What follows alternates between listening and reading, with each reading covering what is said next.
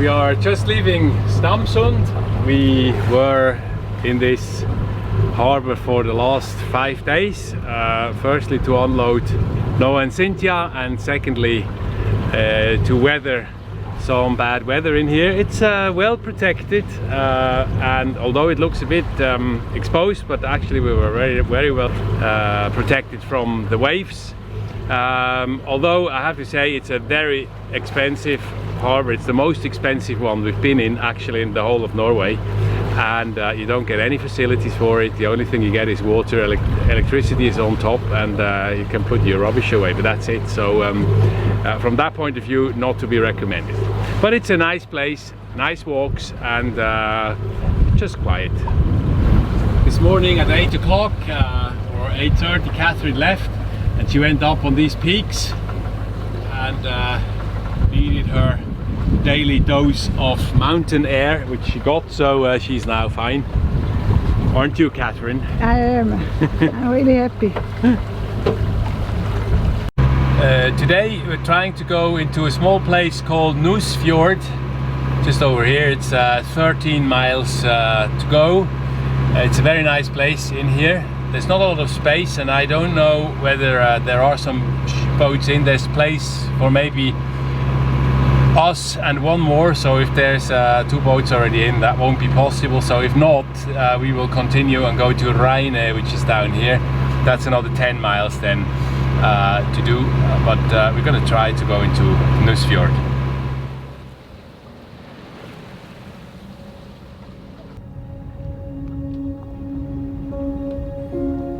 And then, completely unexpected and out of the blue, the magic happens.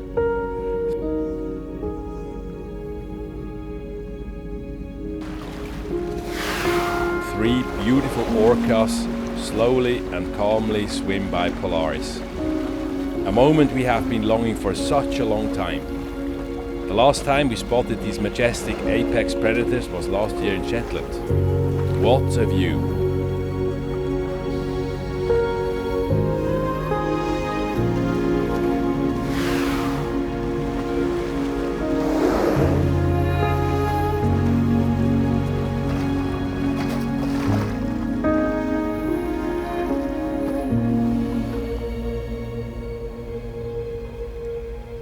And then, as suddenly as they emerged, they disappear. Still in complete awe of our encounter with the orcas, we make our entry into the small harbour of Nusfjord, one of Norway's oldest and most eye-catching fishing villages on the Lofoten. No wonder that it is swamped by land tourists every day, so much so that the 20 or so people who permanently live here said enough is enough, and started charging an entry fee of 10 euros to visiting day tourists.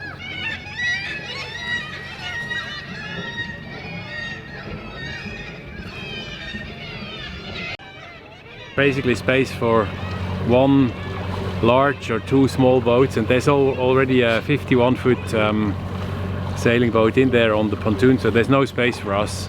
And on the other side where the pier is, I don't trust the depth. I think it's not deep enough for us, so there's no space for us, and we take out plan B and sail out to Reine.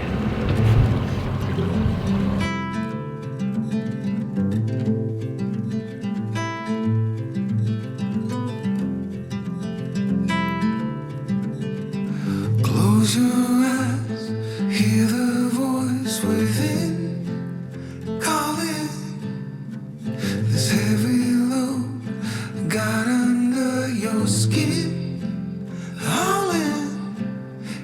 The white knuckles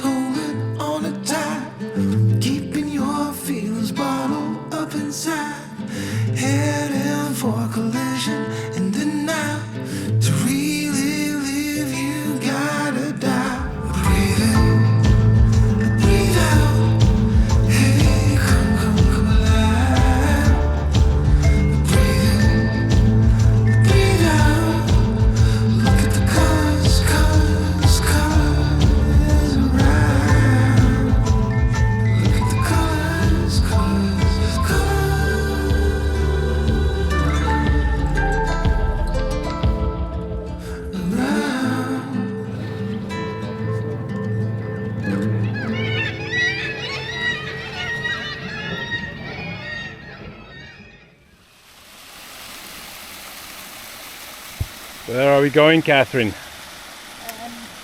the top of Reinebringen. Reinebringen, yes. 2000 Okay. and some steps. Okay, off we go. Okay. Hi. It's very nicely done.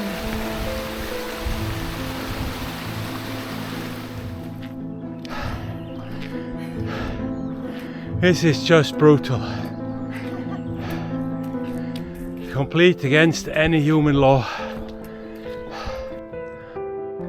The view is not bad already here. So one wonders why to go up at all, but apparently it must be stunning up there.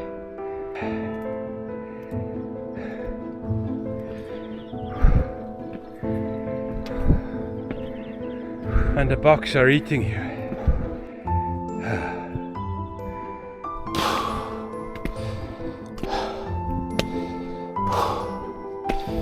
This is totally insane.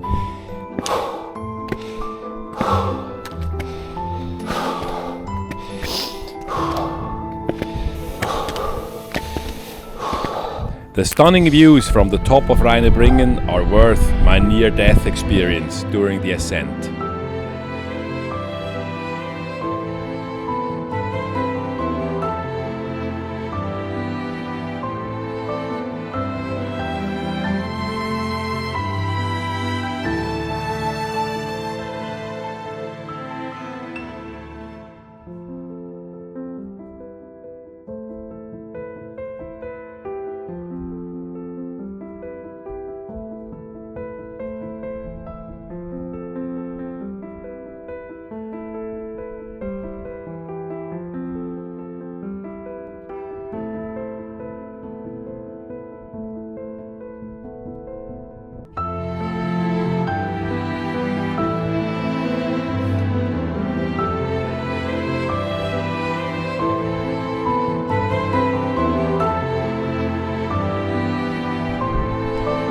Got something a bit of Mount Everest, as steep and as many tourists, maybe not as high.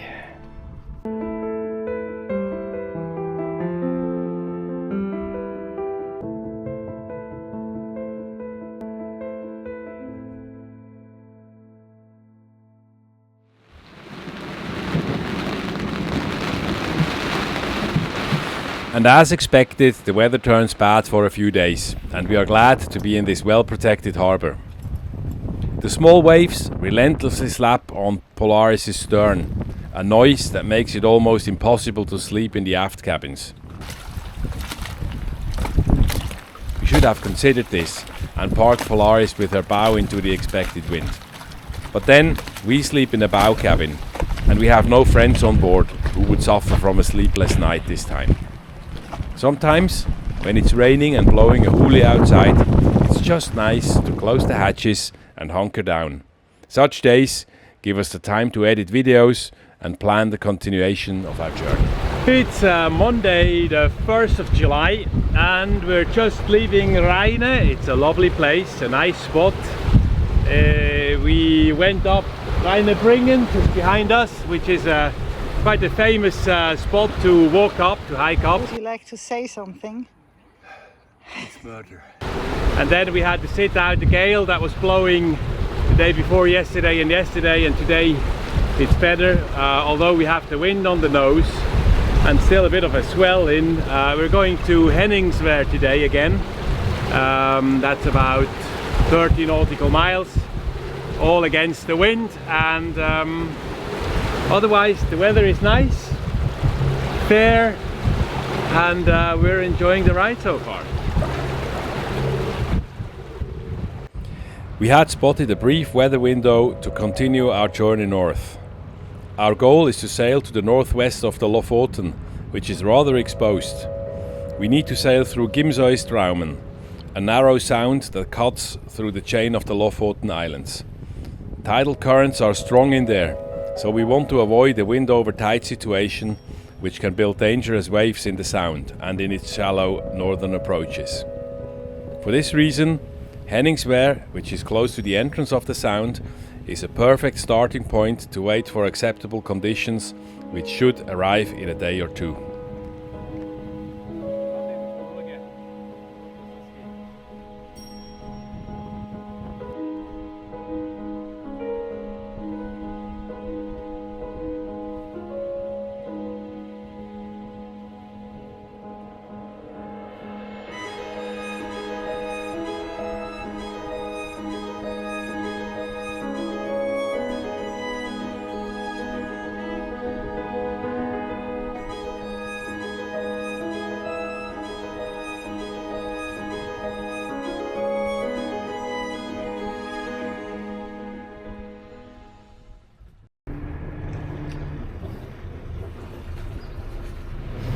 Good morning.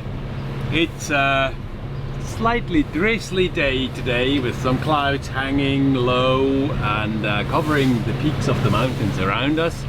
But the weather should clear up in the afternoon. It's been slightly raining this morning, drizzling still a little bit, but it's going to be better. We have just left Henningsvær, where we've been for the last 2 days. It was really nice again, and today we're on the way to a place called Laukvika. That's on the north of Gimsøystraumen and Gimsøystraumen, where we're going through. Straumen in Norwegian means current, so there is a bit of current going through. That's one of the pass-throughs from north to south or south to north through the Lofoten, and there's quite a bit of water going through. There's also a 30-meter high bridge that we go under, so there's going to be a few things to see. The particularity of this area here is that the current through these cuts that go south to north, one of them that we're going to take, is actually going from half tide to half tide. So about the north going stream starts about 2 hours before high water and lasts until about 4.5 hours after high water. Normally we would be used to see the current change at low water and at high water, but here it's different. So it's about half water where the current changes, and that's what we've been waiting this morning, and we're going through. You can see we already have about 0.3 of a knot current with us. Our speed off the ground is about 0.3 higher than the water speed, so we're going to be sucked in to this rock-strewn area here and then through the sun. That's the bridge here. Let me go through here and up into this little harbour here, Laukvika. We're approaching Gimsøystraumen bridge. It's 30 meters high, and the current is with us. We're having 1.6, 1.7 at the moment that is pushing us through. So all looks fine, there's no wind. You can't see a lot of the current, but I think in spring tide there's probably going to be more here, and it's much more visible. Last time we passed this bridge was with a rental car, and what I found quite interesting, there is a wind meter on the bridge, so there's quite some wind also that goes through this sound, I think, when it's windy, and because it's so exposed, I think they might actually, I don't know, maybe they close the bridge when it's too much wind.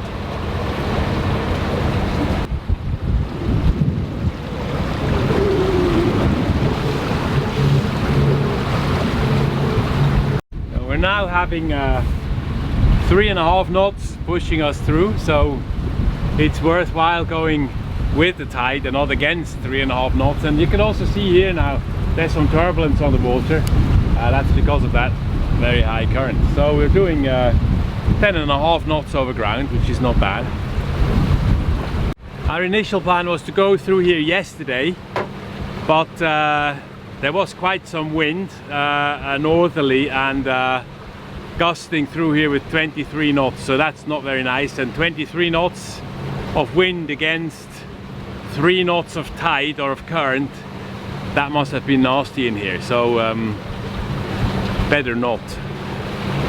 Weird things are going on here. So We see we have a water speed of 7 knots almost and a GPS speed of not even 6.5. So now we got half a knot of current at least against us, and that's just a little bit down from the bridge. So this is a big turbulent area here caused by, there's quite some, it's a rough seabed underneath here that probably causes all sorts of back eddies and turbulences. So that's quite interesting. We had 3.5 knots with us, and now we have 1.5 knots against us in the course of maybe not even half a nautical mile. We are at the entrance to Laukvika, and yeah, it should calm down. It's quite lumpy out here, quite rolly, as you can probably see. I think it's gonna calm down as soon as we're behind the breakwater here, and then we'll see. It should be quite protected harbour with good space to maneuver in here.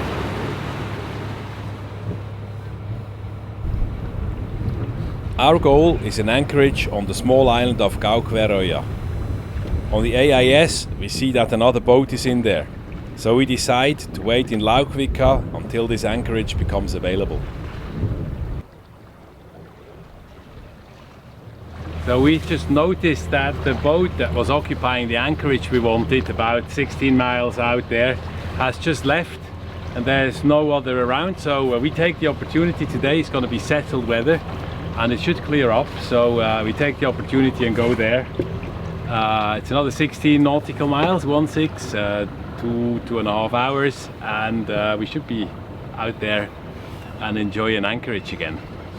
So we're not staying in Laukvika.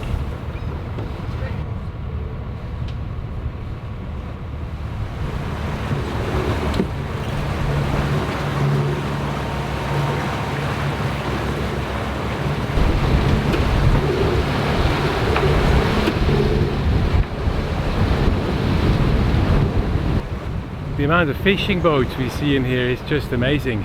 I think around this island and these rocks here that we have here, these rocky islands, there's probably in a total of 20 to 30 boats, fishing vessels. So I would assume this must be very, very good fishing grounds. I've read somewhere that it is here that the Arctic cod comes in first when the season starts in January, or in winter. I think it's in January.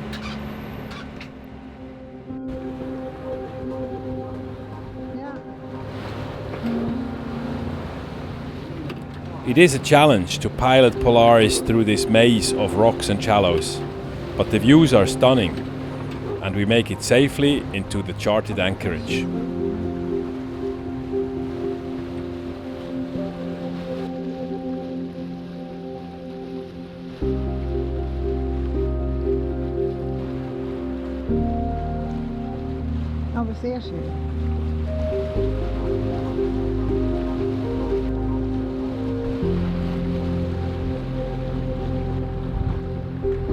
When we are at anchor, Catherine feels an urge for cold water swimming. But similar to my fear of steep mountains, believe it or not, her biggest fear are the creatures below the surface. And you can hear a slightly annoyed tone in her voice when she notices the masses of jellyfish in here.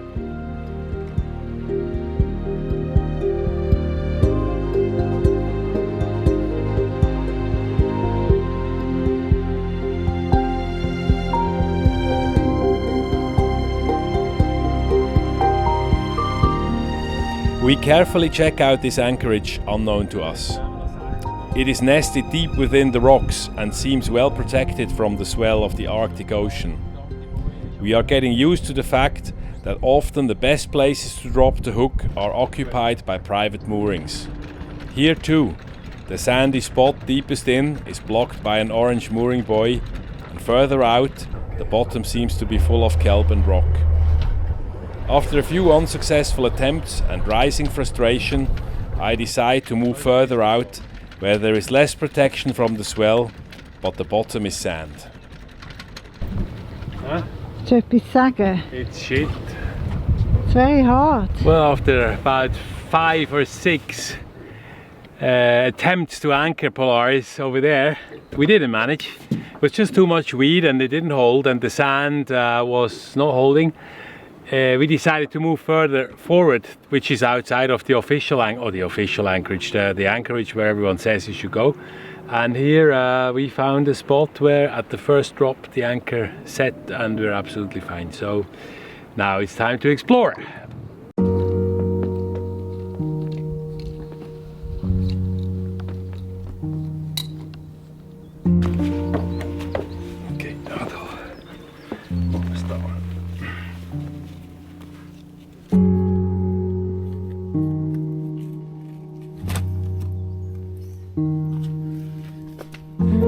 Difficult. You have to take care, you don't see the holes here. It's full of little holes. This was a fishing village, last inhabited I think the 1950s. The people just left the foundations of their houses, took the rest with them. It's about 60 years now, 70 years that these islands have been uninhabited.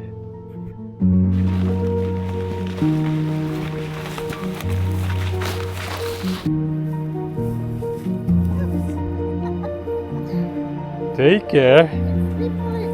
It's slippery and you can't see where you step. Completely overgrown. It is hard to imagine the duress of living on this remote and isolated island about 100 years ago. And it is no surprise that at one point in time the locals would have left this place. In the meantime, nature has taken back the space that was once occupied by humans, and there is nothing else left than birds and the weathered skeleton of a whale that was washed onto the shore a long time ago.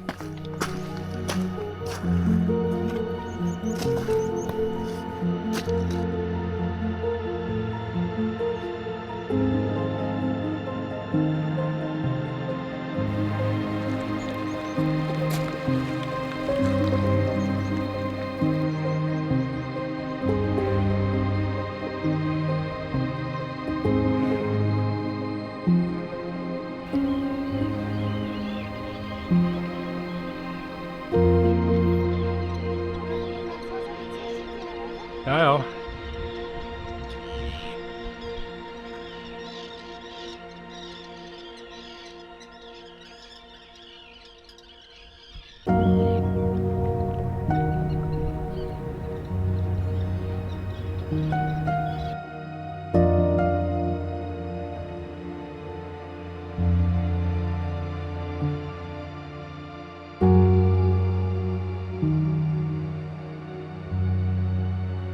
The time has come for us to leave the amazing Lofoten and to continue our journey north. Join us for a new adventure next time. We put a lot of time and effort in our videos, and if you would like to support us, please subscribe to our channel and leave a like or a comment. It means a lot to us.